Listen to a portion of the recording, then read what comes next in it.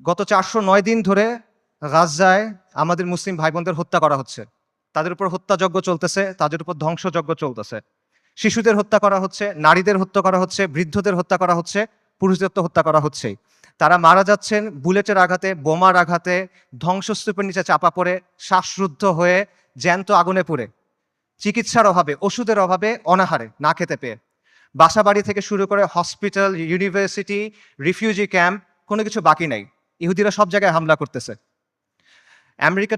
পৃথিবীর top medical journal the Landsat সেটা বলছে যে গাজায় প্রায় 2 লক্ষ মানুষ মারা গেছে, কিন্তু এই সংখ্যাটা নিশ্চিত করা যাচ্ছে না, কারণ লাশগুলো ধ্বংসস্তূপের নিচে চাপা পড়ে আছে। এবং এটা পুরো পৃথিবীর কাছে স্পষ্ট যে ইহুদিরা এখানে একটা গণহত্যা চালাচ্ছে, এথনিক ক্লেন্সিং করতেছে, জাতিগত নিধন এবং জেনোসাইড চালাচ্ছে তারা।